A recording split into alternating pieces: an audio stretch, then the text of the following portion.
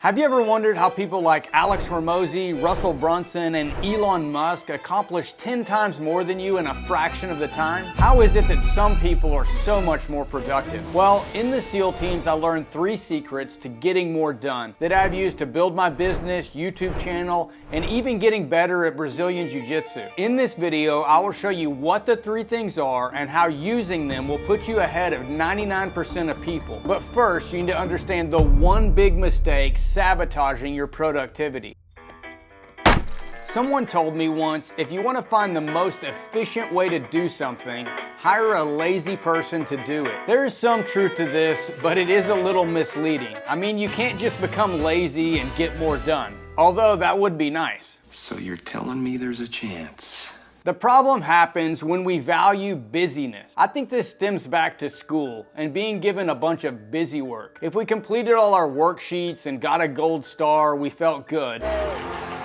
But we learned the wrong lesson. We learned that being busy is good. Busyness and productivity are not the same thing. And if we put a high value on being busy, we will sabotage our own efficiency and productivity. The book, The E-Myth, talks about this idea in a different way. The author makes a point that most small business owners don't own a business, they own a job. I like making furniture, so a few years ago, I started a business making furniture. I spent all day in my garage designing, building, finishing. As I sold more, I became busier and busier. At the end of the day, I felt like I was productive because I was busy. There's nothing wrong with this, but if my goal was to become more productive, I was learning the wrong lesson. Houston, we have a problem. The lesson I needed to be learning is how can I put in less effort and get the same or a greater output? To move faster, find a who, not a how. When I was in the Navy and I was promoted to chief, my Master Chief asked me if I felt prepared for my new role. I told him I felt I still had so much I needed to learn. He said, "That's good. That's how you should always feel." Making chief in the Navy is a pretty big deal. One of the Navy traditions is making a box called a vessel that you carry around during chief selection that holds all your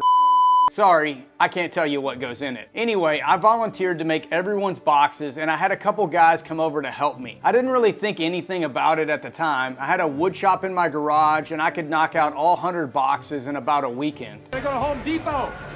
Yeah, buy some wallpaper, maybe get some flooring, stuff like that. Maybe Bed Bath & Beyond, I don't know. I don't know if we'll have enough time. About a year later, one of my guys was trying to get a vehicle for an upcoming trip. He was told that there were no vehicles to give him. The trip was the next day and the vehicle should have been reserved weeks in advance. I picked up the phone and called the transportation office. Oh, and the guy in charge, I had made his chief box. "Matt, we messed up and didn't get a vehicle reserved for a trip tomorrow. Is there anything we can do to fix this?" 5 minutes later, we had the vehicle we needed. I could have spent hours trying to figure out how to solve this problem, or I could just find the person that could solve it. Your job as a chief isn't to have all the answers, it's to know where to go to get the answers. You have to learn to use your resources and your network. So if you can help someone solve their problem, be their who. And when you have a problem you need to solve and you need it done now, find a who. It'd be a lot cooler if you did. Have you ever finished something and looking back, you were glad you didn't know everything you would have to do along the way? I have found pretty much everything to be like this. In dive phase of SEAL training, the hardest part is pool week. Pool week is usually what makes or breaks somebody in butts. You make it through pool week. Wish you're not squared away. I mean, there really shouldn't be any more problems after that. This is the week when you are tested on your diving proficiency in the pool. Tests like the surf hit, where instructors beat you up underwater, simulating the surf zone in the ocean. It's a full week of tests and nerves are high. If you aren't in the water being tested, you are sitting with your back to the pool. You can't see what's going on, you can only hear the instructors yelling. Outside the pool, the students are separated into 2 groups, those who have taken the test and those who haven't. There is a noticeable difference in anxiety between the 2 groups. Those waiting are wondering, what if I mess up? What if I fail? What if I get dropped from training? What if I drown? Those who have already gone are no longer wandering. Pass or fail, they can relax, at least for the moment. My strategy was simple. I tried to go first. I figured I was as ready as I was ever going to be, so I might as well just get it over with. Once you make a decision, take action. We suffer more in imagination than reality. The time between decision and action is where self-doubt creeps in, crippling our productivity. I've applied this principle to pretty much everything I've done since. If what I'm doing works, great. I know what to do. If it doesn't work, at least I know what not to do. I can learn, adjust, and move on. It pays to be a winner. I heard this constantly during training. One thing never changes.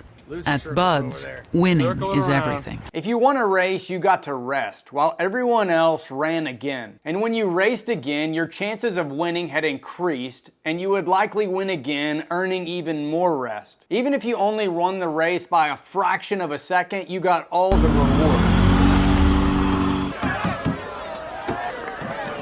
What are you smiling about? Dude, I almost had you. You almost had me? You never had me. You never had your car. Granny shifting, not double clutching like you should. You're lucky that 100 shot of NOS didn't blow the welds on the intake.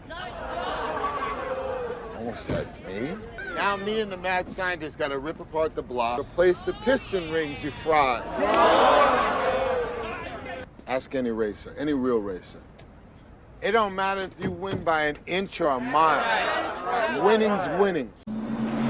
Last night on Who Wants to Be a Millionaire? Imagine you were in a competition and the first to get 100 points won $1 million. Just won $2 million. Congratulations, you're still You scored 100 points and your competitor scored 99. You were only 1% better, but you received 100% of the value. Next time you compete, how much will you win by? With the resources from winning, you could hire a team, trainers, or whatever you needed to give yourself an advantage, and in most cases, you will start to outpace everyone else and keep capturing additional resources and increasing productivity. I think this is the lesson they were trying to teach us in SEAL training. But how do we win? The first step is to figure out what you're good at, and this can be broken down into 3 steps. Finding your strengths. Grab the Strength Finder book and take the test, and then read the section on how to use your strengths and the things to watch out for. Start looking at ways to use your strengths in your daily activities. Take note of what things you do well and faster than other people. We often overlook these things, so it may be helpful to ask others what you're good at. Once you start doing this, start looking for trends. When are you hitting flow, and what are the characteristics, and how can you replicate this in other areas? Try to compete against yourself, and remember, you only need to get 1% better each day to win. If you use your resources, take action, and compete against yourself daily, your productivity will improve. But to build these habits, you will need discipline. If you want to learn how I went from dropping out of a community college and almost dying to building the self-discipline I would need to finish SEAL training, then watch this video next.